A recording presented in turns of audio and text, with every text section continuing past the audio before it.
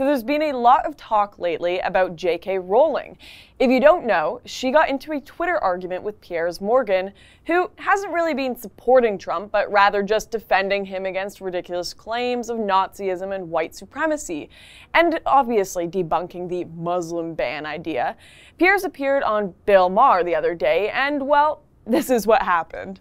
Calm down, Bill. There is no Muslim ban. If there was, fuck off. Sorry, why don't we... Fuck off. Oh, okay. It's a fucking Muslim ban. Okay. He said there was a Muslim This ban. is the point. There's a Muslim This isn't ban. talk about the hysteria. I'm talking about 85% of the world's Muslims are allowed into the country. This is what you do, Piers. You say, he hasn't done this, he hasn't done that, he's not going to do all these things.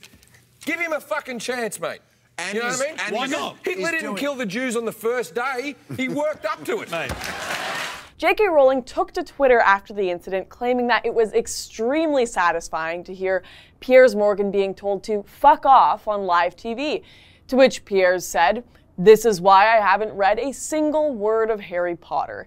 And the argument continued, and then Rowling ended the debate with, "If only you'd read Harry Potter, you'd know the downside of sucking up to the biggest bully in school is getting burned alive."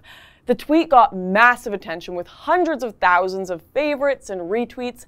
Leftists in general seem to adore Harry Potter and their social justice hero J.K. Rowling. But there is one important fact that J.K. and her fans seem to be omitting when using Harry Potter as an argument, and that is that Harry Potter is fiction. It is not real, it is fantasy. It is not a political science textbook. J.K. is not a philosopher. Harry Potter is not an international relations how-to guide. In no situation should Harry Potter be the device that people interpret the world by. Rowling seems to fall onto the end of the political debate where we open up our borders and the world lives happily ever after in a multicultural, peaceful dream. War will be over, there will be no conflict or terrorism. We'll save everyone in the Middle East by dropping our defenses and letting everyone in. Now, she can go ahead and write that fantasy narrative in her head all she wants, but the real world is a lot different than Harry Potter, Miss Rowling. For example, in Harry Potter, Padma Patil was a happy little witch attending Hogwarts. In reality, she has to deal with the horrors of barbaric practices within Islam. Practices that the West hopes to keep out of their society. The actress of Padma Patil was actually beaten and branded a prostitute by her brother because she dated a Hindu instead of a Muslim. And her brother and father threatened to kill her. She had to flee her home.